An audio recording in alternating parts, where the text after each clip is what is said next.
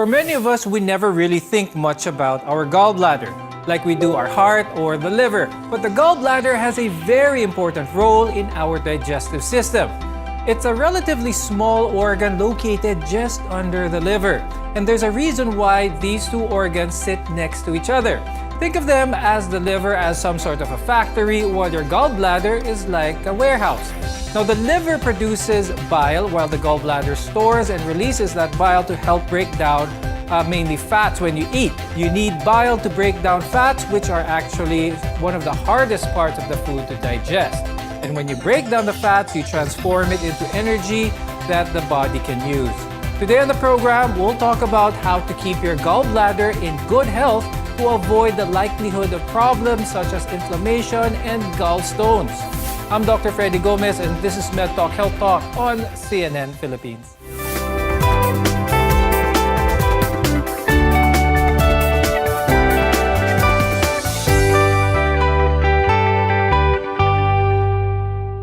The gallbladder is a key component of our digestive system, and our guests are here today to tell us more about how it works, what it's for, and why we need to ensure that our gallbladder is healthy. With us is Dr. Catherine Te. She's the Chief of Hepatobiliary and Pancreatic Center in Makati Medical Center and the President of the Philippine Hepatobiliary Surgeons. Also with us is Dr. Ira Inductivo Yu. She is a gastroenterologist from National Kidney and Transplant Institute and Diliman Doctors Hospital and the President of the Philippine Society of Gastroenterology. Now, when someone eats fatty food, your gallbladder receives a signal to react. I'll start first with Dr. Kathy. How does it all work? Please explain to our viewers yung basic functions ng ating gallbladder o ang ating abdo. Well, technically, the gallbladder is a storage. It's a reservoir.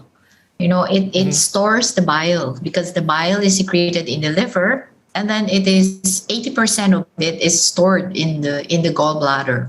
Once we eat, there is some signal that is sent to the gallbladder to stimulate it, and then it will send the bile or push the bile down into the biliary tract to bring the bile down to the intestines for digestion, to help in the digestive process. So technically, it's just a reservoir. But bile has other functions as well. Dr. Ira, let's talk about that next. Some of the other functions ng bile natin. The bile also facilitates digestion of other nutrients, and particularly when it comes to vitamins, it facilitates the digestion and absorption of fat-soluble vitamins like vitamin A, D, E, and K. Now, we keep hearing time and time again to eat healthy, and here are more reasons why. Because certain foods can actually protect and promote a healthy gallbladder. Dr. Kathy, pag-usapan naman natin, what are these gallbladder-friendly foods naman? We know that we need to have a good diet, a balanced diet. And basically, everything that is less fatty will be healthy for the gallbladder. Because when there is an imbalance in the amount of fat, for example, cholesterol, and then the bile salts, when there is a difference in the concentration, that's when gallstones develop. And therefore, foods that are less fatty are the ones that are healthy to the gallbladder. Okay. So that's in a general sense, no? Right. But there are some certain kinds of food, for example, fish, sardines, leafy vegetables, and these are very good food for the gallbladder. Now, when you look at the list that was shown to you, you can see a variety of protein and vitamin-rich food. And these are a mix of food items that can also make you enjoy your meals at the same time.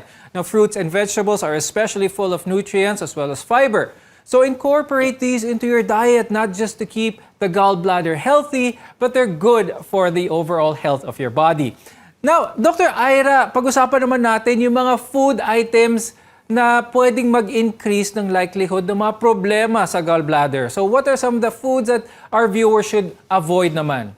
Anything that is very high in fat, anything that is very high in oil, the processed foods, we should try to avoid them. Avoiding this type of food will decrease the likelihood for patients to have gallbladder stones or gallbladder sludge. And if it so happens that you already have the stones there, if you try to avoid, again, oily processed foods, there is now a decreased likelihood for you to have inflammation of your gallbladder. So stay away from them. Stay away from eating too much lechon and sisig, and try your vegetables and fruits. So even if there's a fiesta and the Christmas break is coming, try to control the urge to divulge too much, to indulge yourself too much on fatty foods. Ultimately, we want to avoid gallbladder problems such as gallstones or the inflammation of the gallbladder, and our food choices can make or break that situation. So how do we treat these various conditions? We'll find out when we return. So stay with us on MedTalk Health Talk, only here on CNN Philippines.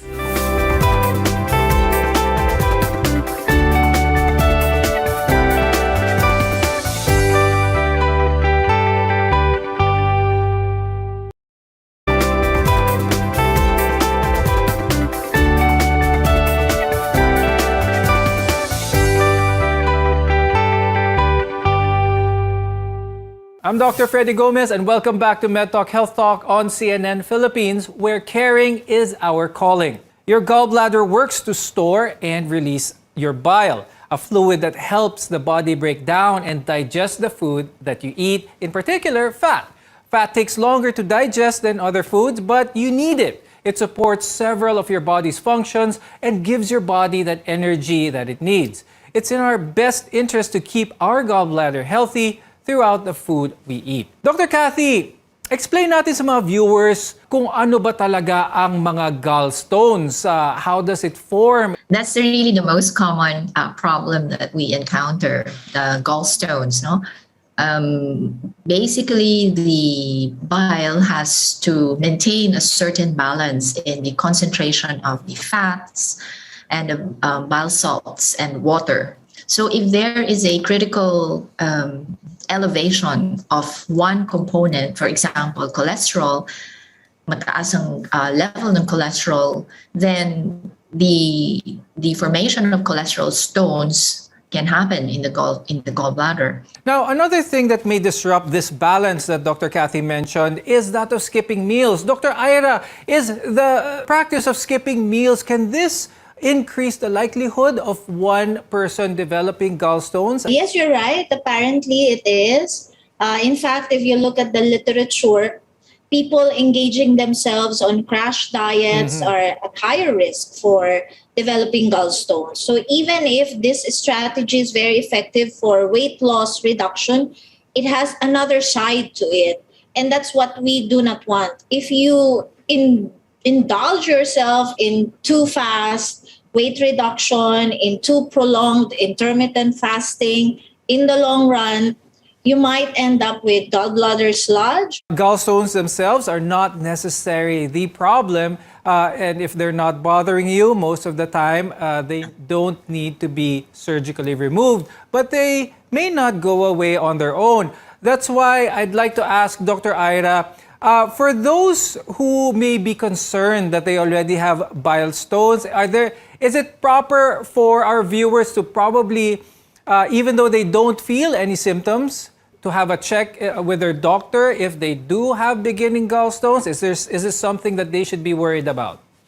Yeah, definitely yes. Okay, anything that is not supposed to be in the body should be treated and should be seen by a doctor, and that would include your gallbladder stone. In fact, these stones, even if they are there, patients should be advised properly on how to prevent inflammation of the gallbladder and what to do if ever inflammation occurs. Now, there are certain patients that should be looked into more closely because these are patients that might develop more severe complications of gallbladder. And this basically would include the diabetic patients and the elderly patients, and even patients who are on chemotherapy or immunosuppressants because they have higher tendency for infection to set in. So these are the patients that we should be looking more intently. Now, Dr. Ira, you mentioned quite a few other comorbid conditions, ibang mga sakit like diabetes for one. Another question is, namamana ba itong mga gallbladder stones? There are some risk factors that have been identified that would increase the risk for gallbladder inflammation when a stone is present. And this would include, first and foremost, the age. Apparently, the older you get, the higher your tendency to have cholecystitis or gallbladder wall inflammation. And they usually ascribe it to an increase in biliary cholesterol secretion in the bile, and the fact that as you age also, unfortunately, the gallbladder emptying time is also lessened. So if you try to connect these two factors together, then there you go. You have a higher tendency for cholecystitis. Now, some also would say that if you had a prior history of a stroke or a cardio or a cerebrovascular disease, you have a higher tendency for cholecystitis. But the connection and the reasoning behind it, although not fully elucidated, is there. So I think these are the people that you should again intently monitor for signs and symptoms of gallbladder complications. Could you share with our viewers what are some of the usual warning signs that someone may have a gallbladder that needs immediate medical or surgical treatment for that matter? Unfortunately, most of our patients with gallbladder, they don't feel anything bad. In fact, a lot of them, they will just have it incidentally diagnosed during a general checkup. However, for those who develop symptoms, the usual complaint is bloatedness, or they have this heavy feeling in the tiyan nila, mabigat, makabag. Now, for some patients, they may have pain, colicky pain on and off for several months that they will just dismiss as just having peptic ulcer disease or gastritis. Now, for the more complicated scenarios, these patients could have persistent abdominal pain. They can have even jaundice. They can have inflammation of the pancreas. They can even have sepsis because of cholangitis. Okay. Now, where is the pain usually located? So naturally, if the gallbladder becomes inflamed, the pain is localized in the right upper quadrant or in the middle of the abdomen. These are the usual reasons why they go to the clinic. Okay, now Dr. Ira, as a follow-up to that, if someone feels those symptoms already, does medical treatment have a role here, or is it most often than not a surgical case by this time? If the patient comes to you already with cholecystitis, the recommendation is admit, give antibiotics, and do the cholecystectomy, ideally within the same hospital admission. Okay. The best thing here is don't wait too long. So go see a doctor when you experience any of these problems. Don't set it aside or don't think it may go away on its own. So if surgery is the only option to treat this condition, what does life look like without a gallbladder? We'll discuss this after a short break. Your health is our mission here on MedTalk Health Talk. You're watching CNN Philippines.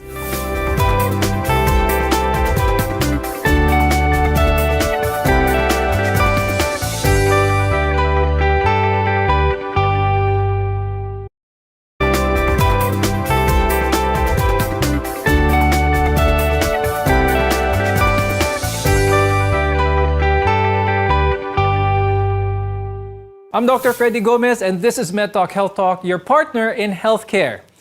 Your gallbladder can be removed if necessary. Now, people without it can live a normal and healthy life. But this means your body isn't able to store bile in your gallbladder anymore because it has been removed. And as a result, some dietary changes are recommended at first to help your body adapt. Dr. Ira, what if someone has their gallbladder removed but still continues to eat a high-fat diet? Are there any further complications that may happen? Just to remind our viewers that eating healthy is definitely a plus. Of course, it's not only the gallbladder that is affected by a high-fat diet. Remember, the liver, okay, can have fatty deposition. In fact, we should eat healthy. We have to really lessen the fat for good health. Fatty liver is now a worldwide. It's a silent pandemic. And our notion before is it's just fatty liver. It will not kill me. But the problem is it's a progressive disease. And for all we know, we might end up with a lot of liver fibrosis or liver cirrhosis. So even if you do not have the gallbladder, even if you're not concerned with gallbladder stone because there's no gallbladder to begin with, you have to take care of your liver. You have to take care of your heart. And there's also such a thing as common bile duct stone. So I think you should eat healthy. Okay, try to lessen the fatty foods. As a reminder to our viewers to always eat healthy because it will not only manage the presence of problems with your gallbladder, but with your liver, your heart, and your whole body in general. Now, I'd like to ask Dr. Kathy, when it comes to problems with the gallbladder, ang problema lang ba ay stones or can infection and inflammation also be a cause for concern when it comes to our gallbladder? And when it comes to the stones, sa gallbladder lang ba sila nakikita? That's very important for our viewers to know because the stones can cause the infection. Now, sometimes there's also what we call as a acalculous cholecystitis, where there's no stone, but there's infection in the gallbladder. So these needs to be treated as well. And the stones, sometimes they're not only in the gallbladder. So if this migrates, the patient can turn jaundice. They will become yellow and they can develop fever. Ito yung tinatawag na cholangitis. So we don't want patients to develop cholangitis, which is infection within the biliary system. Now, before we go, I'd like to ask Dr. Ira, are there any tips that you could share with our viewers when it comes to not just gallbladder health, but liver health as well? Unfortunately, fatty liver is becoming one of the more common reasons now for liver cirrhosis. So we need to stop as early as possible, need to stop this bad habit of eating lots of fatty foods. Second, we need to regulate and avoid too much alcohol consumption. So if you can control your urge to drink alcohol, you have to control it right now. And then, of course, vaccinate. So we need to maximize the opportunity that we have to vaccinate ourselves and our family. We all need it. And then, of course, have your regular checkup. As physicians, we would like to see you in our clinic just for a good annual checkup. We don't like to see you with a very sick liver already. So please consult early. Dr. Kathy, is there anything you'd like to add? Any advice for the viewers before we go? Sometimes we do not take too much into account the diet of our children. And parang, oh, bata pa yan eh, pwede to. But in reality, the healthy lifestyle should start while they're young so that they develop into a good habit. Maraming salamat, hepatobiliary surgeon Dr. Catherine Te and gastroenterologist Dr. Ira Inductivo Yu for being with us today. We appreciate your time and insights very much. I'm Dr. Freddy Gomez and thank you for watching MedTalk Health Talk on CNN Philippines. We'll see you again next time. Stay safe.